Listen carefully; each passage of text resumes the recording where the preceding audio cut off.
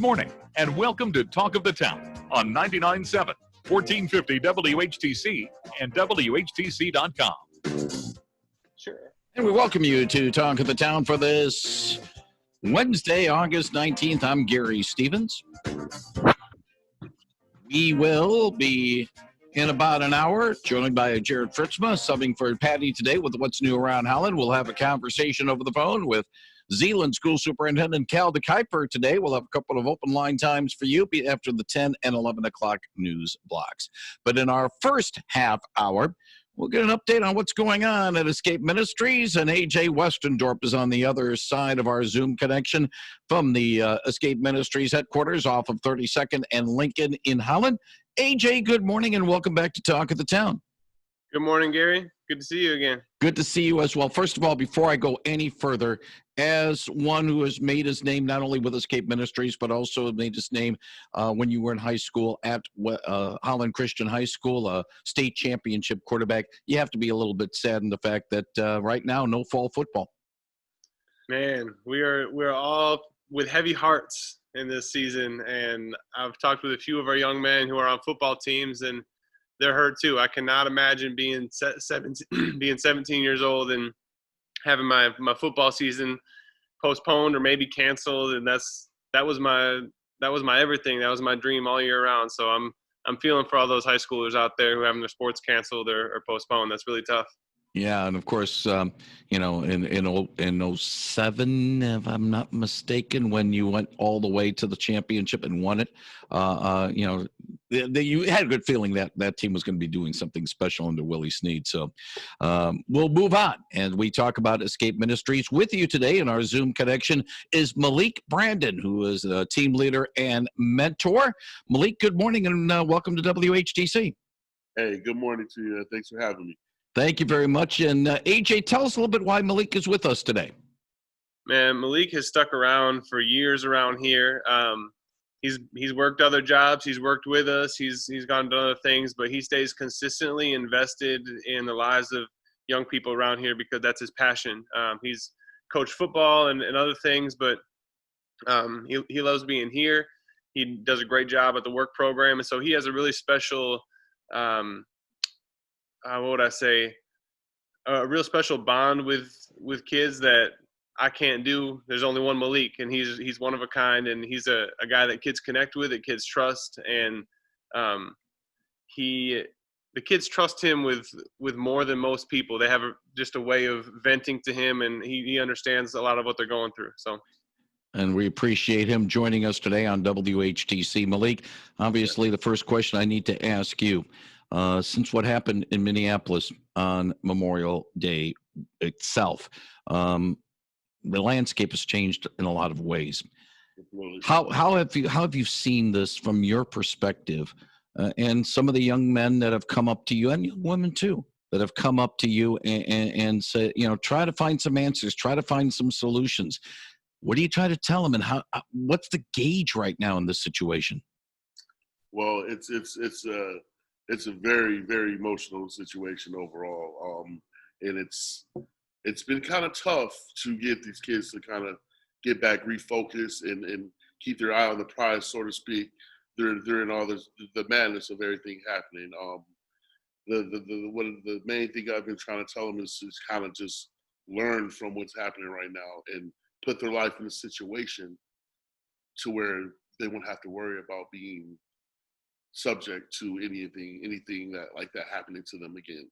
So it hasn't been the easiest, but like I said, but for the most part, the kids that I do talk to, they do understand that that there's a better way, and that things don't have to end that way all the time.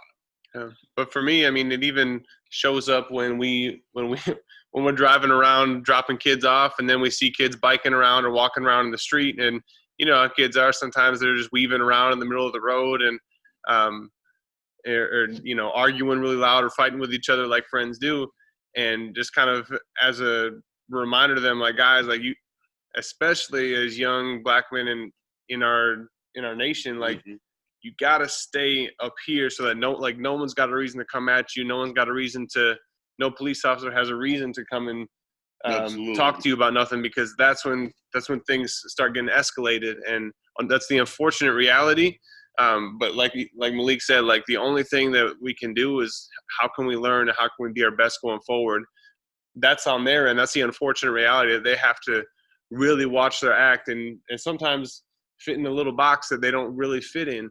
And I think the other question then is, okay, how can our community learn and grow from that to understand each other? Some of the tensions that have been in other larger communities nationwide ever since Memorial Day, Malike and AJ, have not surfaced here in Holland for the most part, and it's very good that it has not surfaced here. What is, from your perspective, both of your perspective, why have we been relatively quiet here? Is it just because of a smaller community, or I don't want to have you guys hurting your arms back there, but maybe the efforts of groups such as Escape to sort of put things in perspective and so a matter of respect between the community and especially those in blue in the city of Holland. Correct. Yeah, I think to me the big thing is these kids, this generation of kids, the 18 and under crew, even older than that. We grew up in Holland. If you grew up in Holland, you grew up around diversity. All right. So I've come to a point even when I first moved to Holland, I was in shock. I was shocked coming from Flint, Michigan. I'm like looking around like, mama, this ain't it. Like, I don't know.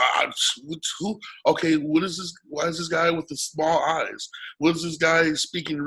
He talks really fast, but it's not English, Mom. What's going on? I didn't know anything until I learned, and until I got to Holland, I got to appreciate different cultures. And so I think nowadays, especially here in Holland, we're a pretty tight-knit community for the most part. Everybody knows everybody. This guy, you know what I'm saying? I'll take a bullet for this dude, you know what I'm saying? This is my guy. Like, this is the relationships that we have developed amongst other cultures in this community. It makes Holland very unique. Yeah. And I'll say, like, Malike and I participated in a Black Lives Matter march together, and walking side by side there, we looked around and we were like, wow, there's a lot of different people here. There's Black folks, there's white folks, there's Latino folks, Asian folks, everything in between. And I think that was a really powerful moment and also the response of people who maybe don't take that stance or aren't going to go to that march, but it wasn't like there were people spitting at us from the other side. There were people that drove by and didn't honk, but we're not going to, even if we disagree, we're not going to throw fists.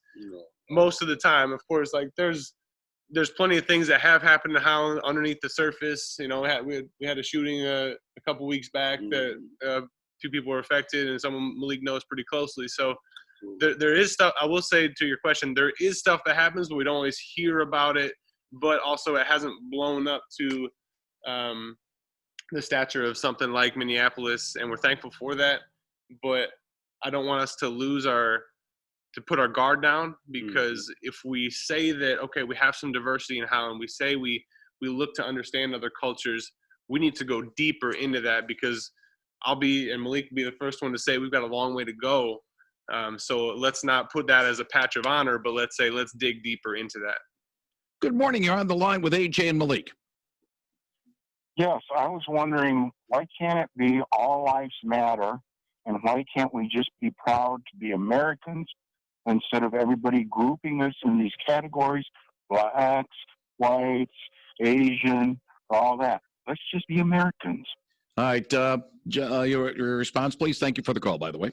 Absolutely, yes, sir. I understand exactly where you're coming from. Why, and that's where we want to get to, is to where we can just say all lives matter. But, sir, when the difference is when there's one culture being attacked more than another, then we have to take that special time to pay attention to that situation. And it's not that we're just specifically going Black Lives Matters. It's just right now, at this point, it seems like that most of the Black lives are the ones being taken on video, and the police killings and the hangings in the trees, almost going back to the 1800s with it. You feel what I'm saying? So we have to take that special approach and attention to specific situations. So if there was any other culture, we would have to take that time as well. But it just so happened it's the Black culture that's being attacked more than any other right now. 395-1450. You have a question for AJ Westendorp or for Malike Brandon from Escape Ministries. 395-1450, 395-1450. Malike, let's follow up a little bit of what you've been dealing with, especially the young men and women, especially young men. What's been the biggest thing that you've had to try to deal with them about on a sort of a daily basis that you can be able to give them some perspective, give them some help on? Absolutely. I've been there. I have to be honest, man. A lot of our young men are scared, man. A lot of our young men, they fear for their lives now, seeing what's going on, and the way that they deal with it is they kind of become almost militant about it, like, all right, well, ain't nobody gonna do nothing to me if they do this, and I'm gonna do that, and that's not what we want. We don't. We as Black people, we don't want revenge. We just want equality. All right, because if that was the case, we would have been trying to beat up other cultures. But you don't see that in news. You don't see us attacking whites or other people. You know what I'm saying? We've been marching because we want to be treated equal. And so, what the young men are struggling with is how to go on with their lives, and they feel like they're being held up, or they don't have a chance at it. They don't have a fair shot at it based on what's going on in the world right now. And so that's why I bring it back to me. I kind of put it on my shoulders to let them know, no, you can still make it. Yeah. You just got to make the right decisions. And a lot of our young guys are coming from a place where they don't have a lot of people that they trust. Many, like just the way it is right now, a lot of our young Black men at Escape, they're living with their grandmas. Mom and or dad is out of the picture, and so who can they trust? And so even coming to Escape, something we emphasize is we're going to stick around for the long run, and then we want them to know they can trust us, and if they can trust us, then they can trust someone else in the community, and they can trust the person whose yard they're working at in the jobs program, or the tutor who comes in and teaches them math.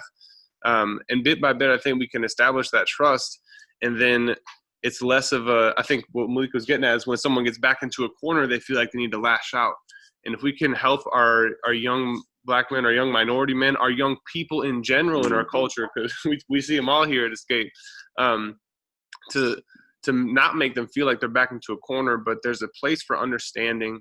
They can feel understood, and we can ask the questions that helps us understand them. I think we get to a better place where we're less grouped off, and they feel less like they need to lash out and fight back. Rather, okay, let's understand and let's try and solve the problem and move forward together. Good morning. You're on the line with AJ Westendorp and with Malike Brandon of Escape. Good morning. I was listening to what everybody's saying, and both, everybody who's been calling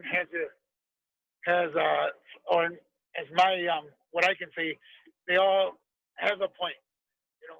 You've got to remember one thing: our Lord Jesus Christ died on the cross for our sins. If there were sins back then, they've been gone. Now remember, brown, like you can hear my accent. I'm an American Mexican, black, white, pink, whatever you want to call it. There's one color that nobody will get away from us, and it's the red, because we have red flowing through our veins. We're all equal.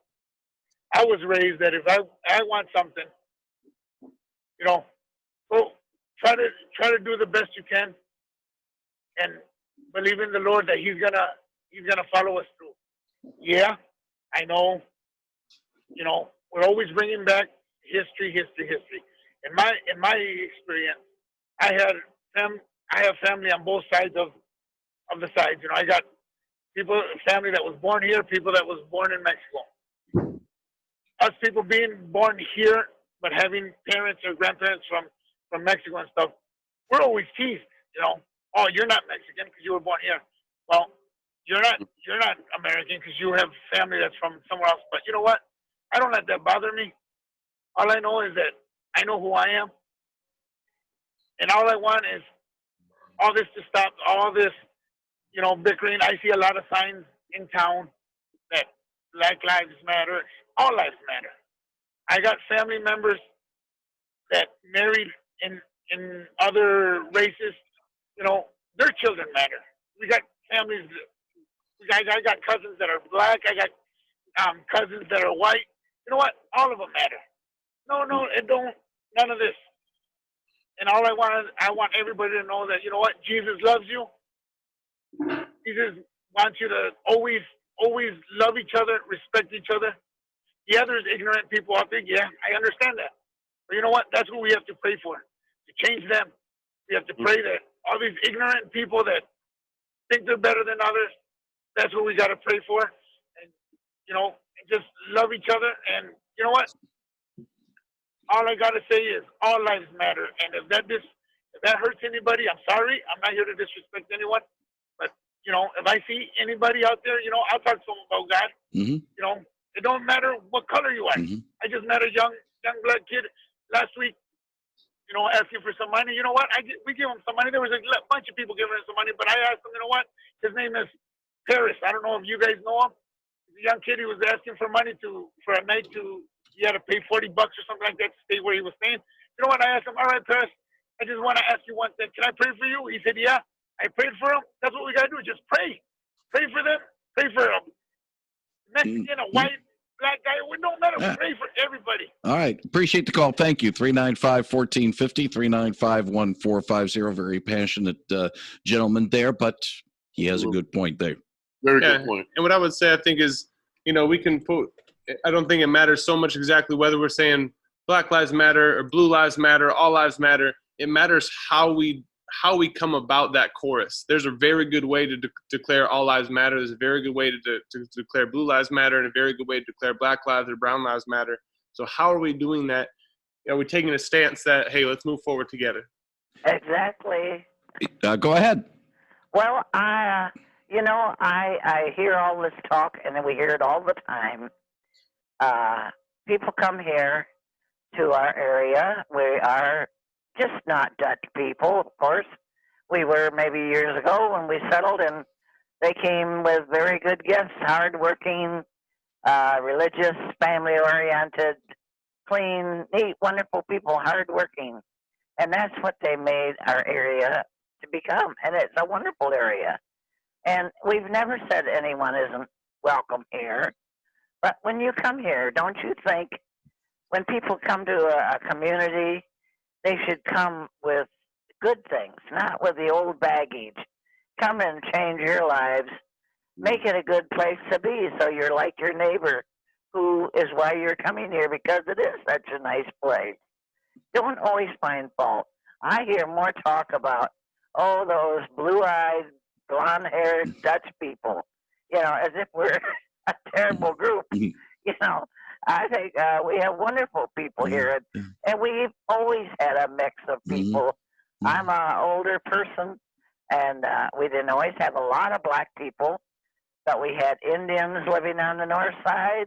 We have had all different kinds of churches, and we've always lived with each other, and that's why it was such a beautiful place. Now we have all these new people coming to our area.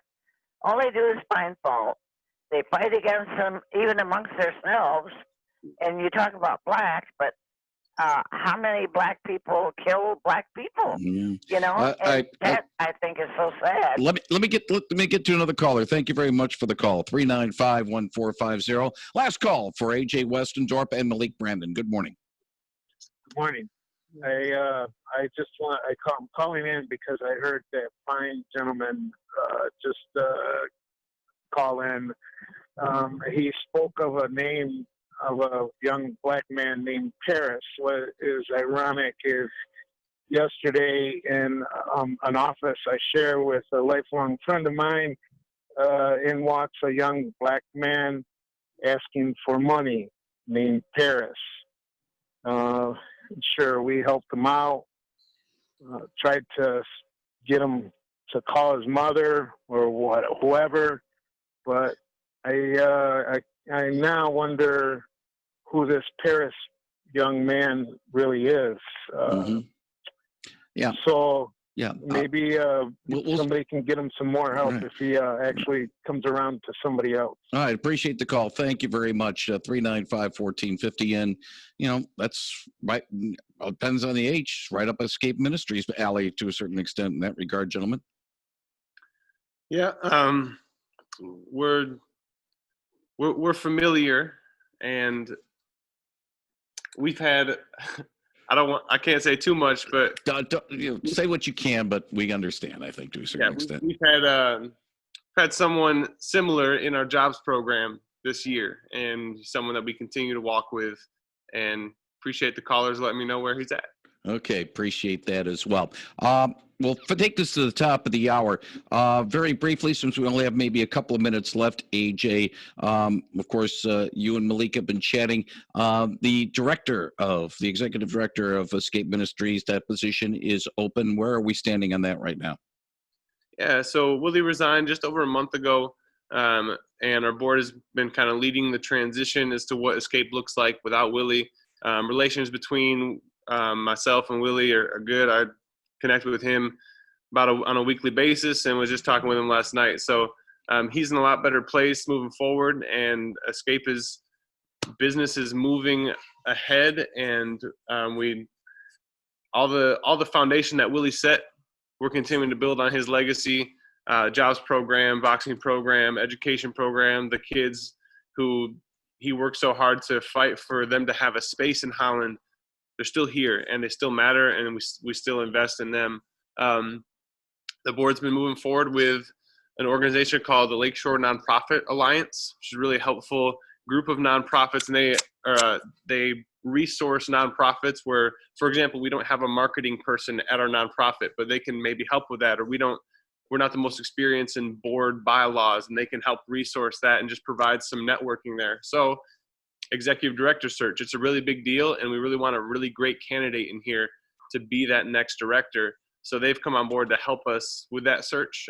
We should have an interim director here shortly, and we're looking forward to that, just to have some vision in the meantime while they begin conducting a national search for the best candidate to lead this pretty special organization forward. And we're looking forward to seeing what God brings us. There are a lot of other things I'd like to have a chance to chat with both of you on. Unfortunately, we are out of time. I will mention this. We will put a link to Escape Ministries' website, which is escape-out.org. And we'll put that in when we put the podcast of this conversation on our website at WHTC.com. Malike Brandon, Escape Team Leader and Mentor. AJ Westendorp from Escape Ministries. Gentlemen, thank you for joining us today on WHTC's Talk of the Town. Look forward to talking with both of you again very soon, and enjoyed the conversation. Thank you, gentlemen. Likewise. Thanks, Gary. Thank you very much. That is AJ Westendorp and Malike Brandon on WHTC's Talk of the Town.